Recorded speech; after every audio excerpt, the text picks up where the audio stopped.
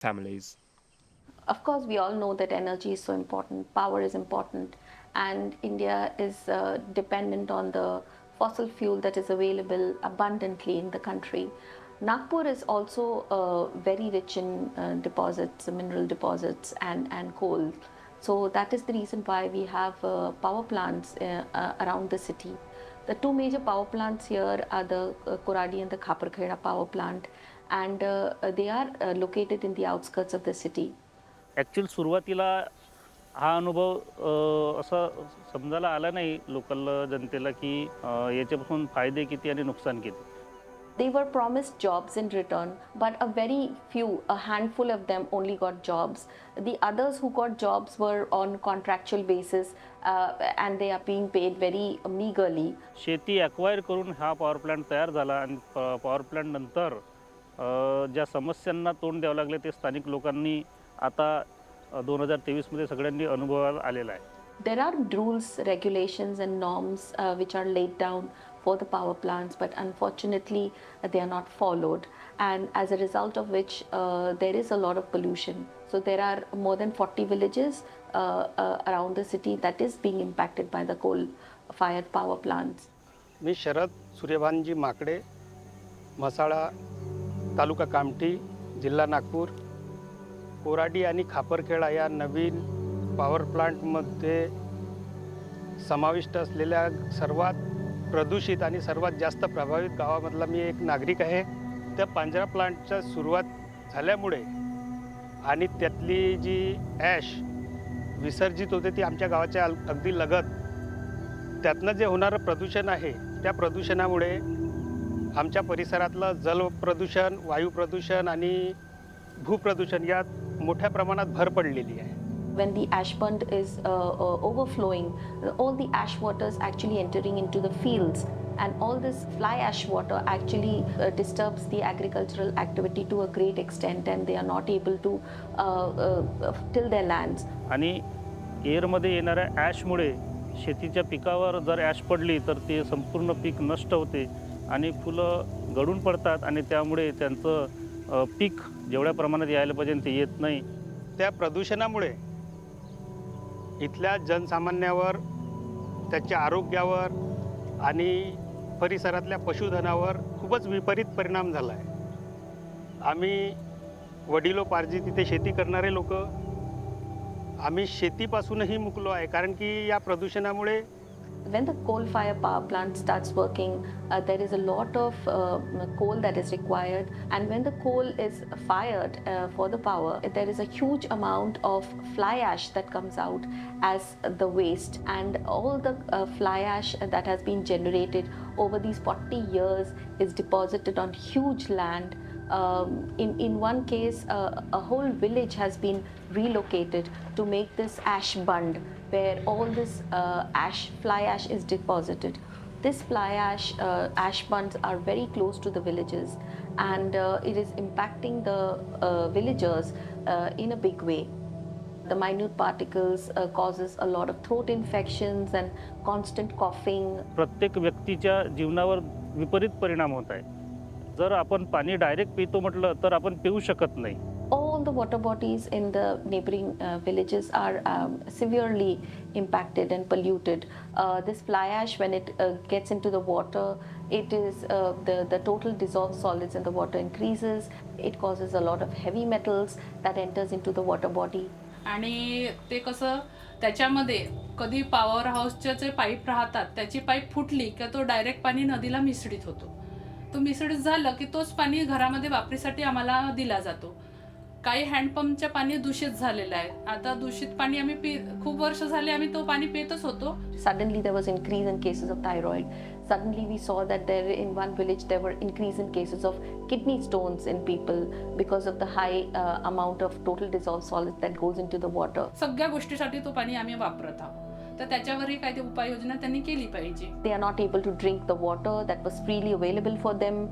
Now the people have to actually buy water, so they have to pay 5 rupees and get 20 liters of water. But the villagers actually can't afford paying this water also. की त्या नदीच्या पाण्याचं त्यांनी शुद्धीकरण करून आमच्यापर्यंत पोहोचवायला पाहिजे. तो आम्ही डायरेक्ट वापरतो. पिण्याजोगतं नाही आहे तर पिण्याजोगतं वापरत नाही, पण सगळ्या गोष्टीसाठी भांडे धुणी, भांडी, आंघोळी त्याच्या खूप आणि जसं त्वचेवरचे रोग ते जास्त प्रमाणात वाढले आहे, कारण नदीमध्ये तो पाणी जो मिश्रित आहे पुष्कळशा अशा बिमाऱ्या होतात त्याच्यामुळे. तर तो पाणी थांबवला पाहिजे, कारण आमच्या गावात तेवढी सुविधा नाही आहे, तेवढी आवक नाही आहे. की आरोग्याच्या मूलभूत सुविधा या परिसरात म्हणजे आम्ही प्रदूषण झेलून राहिलो, म्हणजे शोषण आम्ही त्या प्रदूषणावर फॅसिलिटी तर काहीच नाही त्यांच्याकडून. म्हणजे त्यांनी आरो लावून दिला होता पाण्याचा आणि त्याच्यानंतर त्यांनी काही दिलं नाही सुविधा. आणि भूजलही प्रदूषित आहे, त्यामुळे दूध उत्पादनावर खूप फरक पडला आहे. आणि आमचा परिसर जो होता शहराच्या जवळपास 15% नागपूर शहराला आमच्या परिसरातून भाजीपाला आणि दूध उत्पादन पुरवल्या जात होतं. पण आता आमच्या परिसरात भाजीपाल्याच्याही शेत्या उरल्या नाही आणि दूध उत्पादनही, म्हणजे आमच्या परिसरातल्या दूध उत्पादनाला मागणी कमी झाली आहे. या परिसरातले शेतकरी आता शेतीची उत्पादन क्षमता कमी झाल्यामुळे आणि लावलेला खर्चही निघत नसल्यामुळे येथील स्थानिक नागरिक हे आता बेरोजगारी आणि उपासमारी यामध्ये अडकलेले आहे. So this huge deposit of the fly ash that is there in two big huge ash bunds which is spread in almost 314 acres of land in one case, and in the other case it is 258 acres of land. This fly ash actually, according to government norms, it is supposed to be 100% utilized, but unfortunately this is not being done. And today it's been like more than 4 decades that this power plant is in existence. So if you calculate it today, there is almost 2.4 crore tons of fly ash that is lying unutilized, and this is actually which is what is causing a lot of problem to the villagers. Transporting loading करून जर इथून दुसरीकडे ash transport केल्या जाते, त्याचीसुद्धा ash हवेत उडून ती इथे लोकांच्या जमिनीत आणि जमिनीत वरून 1 फीटपर्यंत ॲशचा लेअर आहे, 6 इंची लेअर आहे. अंगणात असा राखेचा थर असतो, आमच्या शेतातही त्या पिकांवर राखेचा थर असतो. ती जी फर्टिलिटी लेवल आहे ती एकदम खूपच प्रमाणात कमी आली आहे. त्याच्यामुळे एकंदरीत आम्ही अभ्यास केल्यानंतर असं लक्षात आलं की आम्ही लावलेला खर्च जर शेतीत निघत नसेल तर शेती करण्यात काय अर्थ आहे. आणि येथील शेतकरी त्यामुळे शेतीकडून आता दूर चाललेला आहे. So they started making bricks because when you see the notification of the fly ash notification says how to utilize this fly ash. So one of the products that you can make out of these fly ash is the fly ash bricks.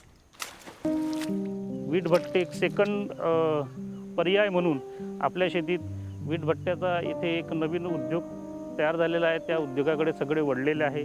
त्यामुळे आता शेती कमी आणि ॲशवर आधारित जे उद्योग करता येईल. So they converted their farmlands into fly ash brick kilns and started making these fly ash bricks. नाईलाजाने त्या विटांपासनं बनवणाऱ्या, त्या राखेपासनं बनणाऱ्या विटा और त्यावर आधारित उद्योग याकडे वळले आहेत. पण त्यातून ते आपल्या आर्थिक समस्येवर मात करण्याचा प्रयत्न करत आहेत. But unfortunately, they are all illegal brick kilns around the fly ash ponds, and the government is not giving them permission. And the government actually did think about coming up with a brick kiln cluster around this fly ash pond. But unfortunately, the farmers who have converted their farmlands into brick kilns are not included in that. And even these brick kilns are very polluting. There's a lot of dust. The pollution that is happening because of this. आर्थिक उत्पन्न, आमची शेती गेल्यामुळे आम्हाला आर्थिक उत्पन्नाची फार गरज भासते. पण स्थानिकांना, काही मोजक्याच लोकांना इथे रोजगार मिळतो आहे आणि बाहेरून येणाऱ्यांना रोजगार मिळतो आहे. इथे स्थानिकांना म्हणजे स्थानिक भूधारकांना इथे रोजगार मिळत नाही आहे. मग नाईलाज असतो, मग ते त्याच शेतीत त्या राखेचा वापर करून विटाचं काम करतात, म्हणजे सहपरिवार. परंतु स्थानिक नेत्यांनी त्यांची ठेकेदारी चालावी या उद्देशाने आणि पॉवर प्लांटच्या पदाधिकाऱ्याला हाताशी पकडून इथल्या लोकांना नेहमी दडपण्याचाच प्रयत्न केला. इथल्या लोकांच्या भावना दडपण्याचा प्रयत्न केला स्वतःची ठेकेदारी चालवण्याच्या उद्देशाने. आणि आरोग्याच्या सुविधा देण्याची जेव्हा या इथल्या लोकांना गरज होती, आरोग्याच्या सुविधा देण्याची त्यांना गरज भासली नाही. The land is degraded, the air is degraded, and the water is degraded. Everything is polluted around the power plant. This is only because the norms are not being followed and the regulations are not being followed. Unfortunately, we do have regulatory body like the Pollution Control Board, but the Pollution Control Board is simply not acting. Initially, when we started work over there, the power plants were not feeling accountable. The power plant said that it is only the NGOs that are complaining, but the local people don't complain. So when we started talking to the sarpanch and we asked them what problems they are facing, and they were very vocal about the problems that they were facing. So then I said that why don't you write to the government? Why don't you write to the regulatory bodies? Because when you start writing, it can make an impact. So we started talking with the women. In India, in the rural areas, we have a very good women's group which are called as the self-help groups, and these women can become very powerful voices. So we started holding meetings with them, making them understand and making them realize that the health impacts that they are actually experiencing are nothing but because of the power plant's pollution. The fact that the power plant started installing water ATMs in all the villages, it means that the water is polluted. So we tell them that when this fly ash water enters into their farmlands, they have to write to the power plant and tell them that they are damaging their farmlands, and it is them who have to clear it, who have to clean it for them. So we as an NGO, we told them we can guide you, we can handhold you, but it is you who has to do it.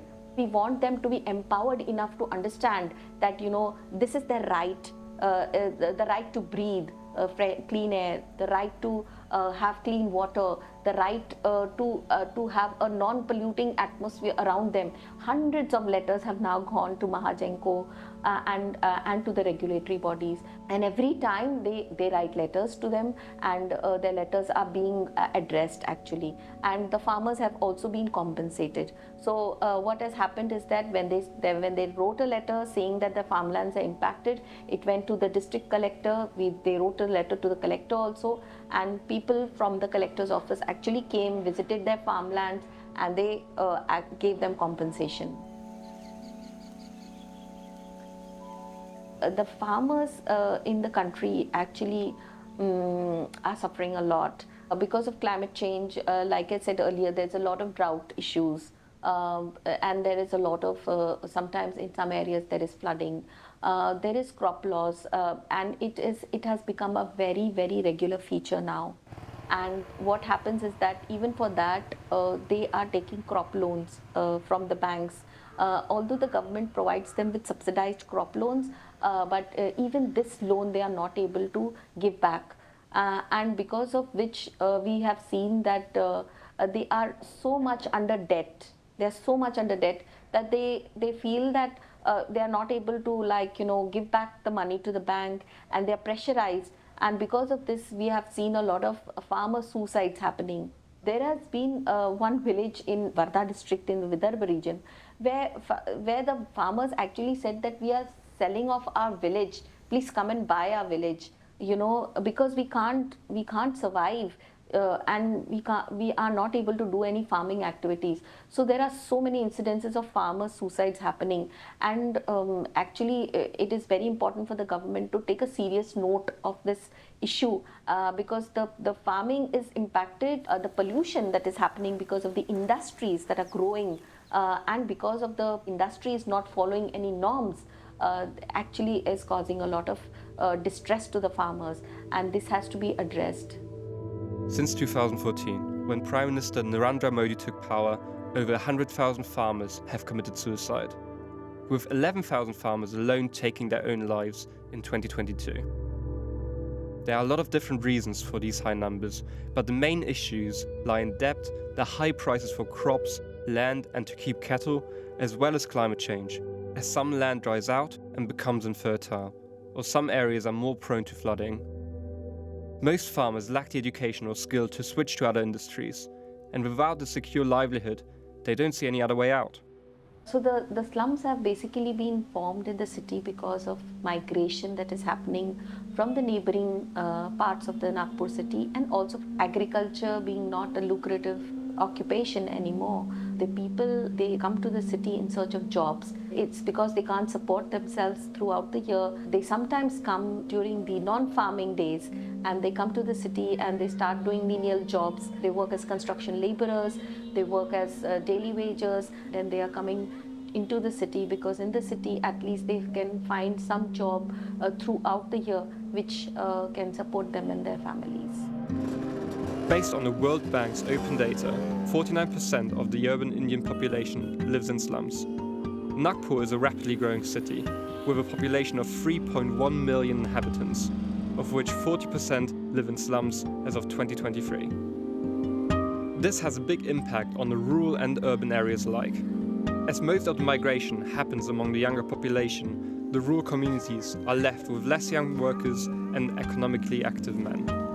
The urban areas, on the other hand, have to deal with a larger population increase, which results in overcrowded cities and slums, fewer spaces to live, and more pressure on services like education and healthcare. The migration from the rural area into urban areas is still continuing, and it is happening at a very, very fast pace. When they come in, they don't have space within the city limit now to live, and slums are basically encroachments because there is no housing available for the urban poor. Now what our NGO is now doing is that, we are telling the government that please don't close your eyes, don't think that people are not coming in. My name is Leena Budhe, and I run an organization called Center for Sustainable Development. The organization was started in the year 2004. I started this organization because I thought that the slums in the city of Nagpur were quite well developed, but the only problem was that the slum dwellers were not having the land rights. There were also many government schemes that were not reaching the slum dwellers. And we thought that it was important for our organization to start behaving as local intermediaries to bridge this gap between the government and the people. And this is the reason why we started this organization. The people who live in the slums, they are the service providers. You'll have housemaids, you will have drivers, you will have carpenters. The people living there are an integral part of the city. So that's why it is the thought of the government to develop these slums in the space where they are is something which is very important.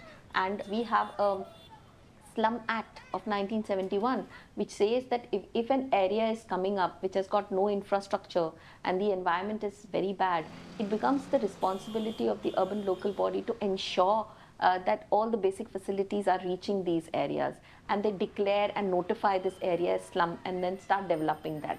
They are having the all civic amenities, but they don't have the land ownership. That was the main issue of that slums people. Initially, in 2002, the government did come up with a scheme where they said that the slum dwellers should be given land rights. But the way it had to be given was something which was simply not possible on ground to implement it. Sometimes they are occupying lands which were reserved for the railways, they are occupying lands which are reserved for playgrounds. So some of the issues are a bit complicated. So in Nagpur especially, the slums are pretty horizontal, and people have an average hutment size of around 500 square foot. So they are pretty much in a good space. So that's the reason when a housing scheme came in which talked about high-rise building, a vertical development, we said that this is not what people in Nagpur want. Probably this is not going to work the way you would want to work it in a place like Mumbai, where there is so much of space constraint. Since then we have been having a dialogue with the government on how to resolve this issue of land rights. I am working as a deputy commissioner in Nagpur Municipal Corporation. Now, with the help of CFSD, we have done the survey there, and we have allotted near about there are 426 slums in Nagpur Municipal Corporation, and we are giving all the slum encroachers, we are giving the patta, lease deed to them. The government is quite proactive in providing them with land rights, and this is a huge program and it's a very successful program. This is being implemented only in Nagpur. and it is very much historical decision.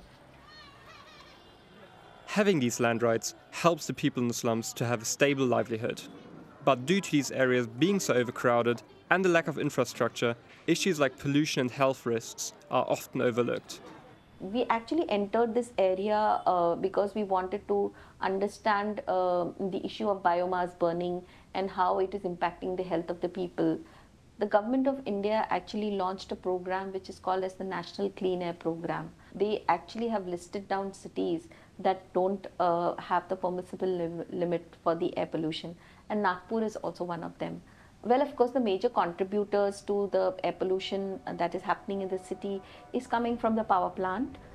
Air has got no boundaries, so all the air, the pollution that is happening is actually drifting towards the city. And we have a lot of vehicles in the city, so vehicular pollution is also contributing a lot. But one of the most surprising areas which is contributing to air pollution is the biomass burning. Burning solid fuels like wood, crop wastes, coal, dung, or kerosene for cooking results in household air pollution, releasing high levels of toxic pollutants, which is a major risk factor for lung cancer, cardiovascular, or respiratory disease. People have this tendency in the city to think that if you burn the garbage disappears, and then they use it for cooking purpose. Now, when they burn these chulas, this chula is actually causing a lot of health issues to the women who are doing it. The Center for Sustainable Development created a research report about biomass burning and its effect on health and pollution. It is like smoking 20 cigarettes a day when she cooks. What we also observed was that, to burn these chulas, sometimes they even use plastics that are just lying as waste. There are so many chemicals in the plastics, and that is impacting the health of the women, the elderly, and the children who live in the household. And in the slums especially, the houses are so cramped and close to each other that there's no ventilation, and under such circumstances, burning a chula inside the house, the AQI level when we measured, it went up to 2000. Most of the women who have not smoked in their entire life are patients of COPD. Estimations suggest that 5 to 10% of air pollution deaths are caused by biomass burning. The clean cooking options were very unaffordable to the people. They were still resorting to using chulas and burning biomass. Most clean fuel sources are not accessible for people in the slum communities. While affordability plays a big role on why people, especially in the slums and rural areas, still use solid fuels, social and cultural misconceptions and norms about cooking on chulas plays a major role too. This includes beliefs such as food on chulas is healthier and tastier. We gave this report to the government also, and we requested them that the subsidy, the LPG cylinder subsidy, had to be given to the poor people so that they can buy these cylinders and they can get into this option of using clean cooking, because LPG is becoming so unaffordable. Now the government has actually considered this, and they have given more subsidy to the people so that more and more people are encouraged to buy clean cooking. आणि इथे total 350 घरं आहेत महाडाचे, आणि त्या महाडाच्या क्वार्टरमध्ये पहिले मी सगळ्यांच्या इकडे सर्वे केला की त्यांच्या कोणाच्या इथे गॅस शेगडी आहे, कोणाच्या इथे नाही आहे आणि किती लोकांना मिळाली आहे, हा सगळा सर्वे केला. त्याच्यानंतर आम्ही जानेवारीमध्ये यांना 150 चुला आम्ही स्मोकलेस 150 चुला वाटप केल्या. We also want to promote these smokeless chulas, which can be useful to the women. These were designed by the National Environmental Engineering Research Institute over here. घरामध्ये धुपट कोंडे, डोळ्यामध्ये आग होय, आणि ह्या चुल्यामध्ये एवढाच फरक आहे का धुपट जास्त होत नाही, ह्या चुल्यामध्ये फरक आहे. जे आता काही न तेले ना, तर तुम्ही दोन्ही चुला वापरता की फक्त एकच चुला वापरता? जे तुम्ही न तेलता तेच चुला वापरता. आता दोन चुल्यामध्ये तुम्हाला कोणता चुला चांगला वाटतो वापर करायला? ह्याच वाटतो. हा चुला चांगला वाटतो. आता 2 वर्ष झाले नाही चुला. So these women are now using these smokeless chulas, and we found out that the amount of smoke that is coming out, which is so harmful for their health, has gone down to a great extent. When we talk about holistic development, we want to develop the people actually. We want that the people should be empowered and enough to raise their own voices. So this is what we are basically doing in a slum like Chikli. पण एवढं challenge होतं की हे लोक सकाळी पहाटे उठून जातात आणि एकदम सायंकाळी म्हणजे 4:30च्या दरम्यान वगैरे हे लोक घरी येतात. त्या दरम्यान फक्त यांचे मुलं किंवा ज्या म्हाताऱ्या ओल्ड एज आहेत त्याच फक्त इथे असतात. काय काम करता? कचराचंच घरी कोण कोण असतंय? घरी कोणीच नाही राहत. आम्ही कामाला गेलो म्हणजे यांच्या म्हणजे परंपरागत हा व्यवसाय नसून पहिले हे लोक मागायला जायचे. म्हणजे ते सकाळी उठून जे दानपावलं वगैरे हे करतात, मग त्याच्यानंतर तो व्यवसाय किती दिवस चालवायचा आणि किती दिवस होणार म्हणून तो व्यवसाय बंद करून मग यांनी हे वेचणं सुरू केलं आहे आणि आता सगळे वेचायला जातात आहे. आणि इथे आम्ही यांना वेस्पीकरला जेव्हा वेचायला जातात तर त्यावेळेस पोलिसांचा त्रास होतो, लोकांचा त्रास होतो, लोक येऊ नाही देत. तर त्याच्यासाठी आम्ही यांना आय कार्ड बनवून दिले. We have been working on the issue of solid waste management too. We can connect them to a bigger network of the National Alliance of Waste Pickers, which CFSD is a member of. There is a lot that the people require. There is health, there is education. आणि इथले जे लोक आहेत ते वेचायला जातात, मुलं घरी राहतात, काही मुलं जातात. मोठ्या बहिणी ज्या आहेत त्या आपलं एज्युकेशन सोडून लहान मुलांना त्यांना सांभाळायला राहतात घरी किंवा त्यांना शाळेत पाठवायला राहतात, स्वयंपाक करायला राहतात. इथे 10-12 वर्षाची मुलगीसुद्धा घरी चुलीवर स्वयंपाक करते. मुलाबद्दल मुलं आले तर शिकलं पाहिजे म्हणते मुलं. शाळेमध्ये जात नाही. आम्ही कामाला जातो, कामावून येतो तर एक जाते शाळेत तर दोघं घरीच राहते. आणि काही पॅरेंट्स असे आहेत की जे मुलांना वेचायला नाही पाठवत आणि त्यांना असं वाटतं की आपले आयुष्य गेलं वेचण्यामध्ये, पण आपल्या मुलांचं नाही गेलं पाहिजे. ते शिकून चांगले काही नोकरी दिली पाहिजे, काही हे केलं पाहिजे. अशा पद्धतीचे पण पॅरेंट्स आहेत इथे. भारती मोरेश्वर भोजने. माझ्या घरामध्ये आम्ही 6 जण आहोत. सासूला पकडून 7 जण. 6 जण कोण कोण आहेत? किती पोरं 4 मुलं आहे, 3 आम्ही आहोत. मुली किती? शिकवायचा विचार आहे ना. शिकवायचा विचार आहे, शिकले पाहिजे. आता आमची जिंदगानी कचऱ्यामध्ये गेली, पण आमच्या मुलाची नाही गेली पाहिजे. चांगले समोर चालून चांगले शिकले पाहिजे, कोणत्या काम ड्युट्या लागल्या पाहिजे त्यांना. असे आमची इच्छा आहे का आमचे मुलं चांगले झाले पाहिजे, शिकले सवरले पाहिजे. आणि बरेचसे लोक असे अशिक्षित आहेत, म्हणजे आईवडील अशिक्षित आहेत आणि यांचे मुलं बरेचसे जे मुलं पहिली आता जे पिढी येत आहे. मी ना 2री शाळा सोडली होती. आई बाबा गरीब होते, खाल्यानंतर तंगी आई बाबा सोबत चालली जाऊ मग कामाला. लिहिता वाजता येतं? काहीच नाही, थोडंसं स्वतःची सही येते तेवढंच. ते हे मुलगा आहे मावाला, हे 2 मुलं, हे 1 मुलगी. त्यांना आता शिकून राहिलो शाळा. आता आम्ही तर हमेशासाठी गेलोच म्हणा, कचरा वेचू आमचं तर जीवन गेलंच असं वाया, पण आमची मुलं तर सवरले पाहिजे. Most of the parents living in slums, both the parents would be working and they would be working low-end jobs. The children would be attending the public schools, what we call municipal schools. These are low-income schools with very little resources. भरपूर फरक आहे. Government मध्ये कसं आहे, कोणत्या योजना हा सांगून देते पण लेट येते, लेट उशिरा येते. आणि पुन्हा आणखीन काय झालं तर कर्मचाऱ्याला ऑनलाईन खूप कामं दिली आहे, त्यांच्यामुळे मुलांना शिकवायला टाइम मिळत नाही आम्हाला.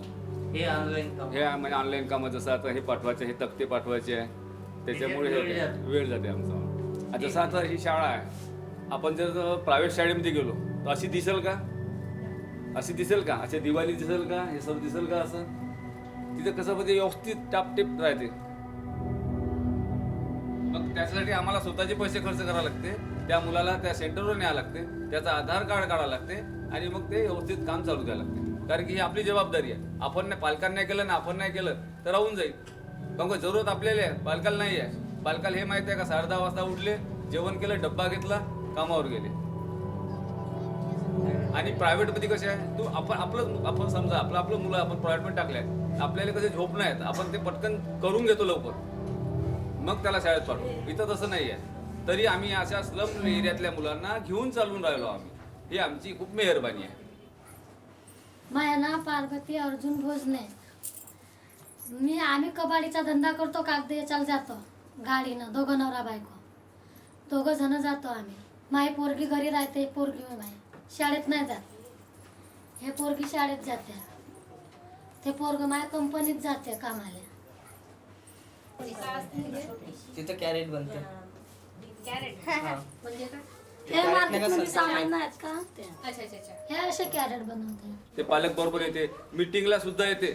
हे पालक मीटिंगला येत नाही. आपण जर मीटिंग ठेवली मंथली, मीटिंगला पण सुद्धा येत नाही. त्यांची मजुरी असेल मॅडम. हा. आणि ते पुन्हा त्याचं कसं आहे, ते मजुरीवाले आहेत. किती येते महिन्याचे, किती कमवताय? महिन्याचे ना हप्त्याचे आणते ते किती? 600 रुपये 7,000 रुपये हप्त्याचे. कसा खर्च करताय? त्याच्यात काही बचत करता का? नाही, गट भरतो 200 रुपये वाला. हा. बाकीच्या घरामध्येच अनाज पाणी, फार्म नाही आमच्यापाशी, राशन कार्ड, घरात अनाज पाणी 5G वाला लागतेच ना, घर किराया, गाडी भाडं. भविष्यासाठी तुम्ही काहीच बचत करत नाही? काहीच नाही. हातचं खाताय, आणताय ना हातचं खाताय. हातचं खात. तुम्हाला असं वाटत नाही का पोरांच्या भविष्यासाठी काहीतरी तरतूद करून ठेवायला पाहिजे? वाटते तर सही, पण आमची रोजीच तेवढी आहे तर काय करावं. आमची रोजीच तेवढी आहे तर. As of 2022, the class 10th dropout rate in India is 20.6%. Especially in lower socio-economic groups are school dropouts more prevalent. Research shows that the school dropout rate was highest among married girls aged 15 to 19 years, with 84%. Additionally to that, children or young adults who engage in paid labor are more likely to drop out of school. Substance abuse, as well as social norms or discrimination against young girls in education, contribute to the high dropout rate. किती वर्ग आहेत इथे? 1 ते 5.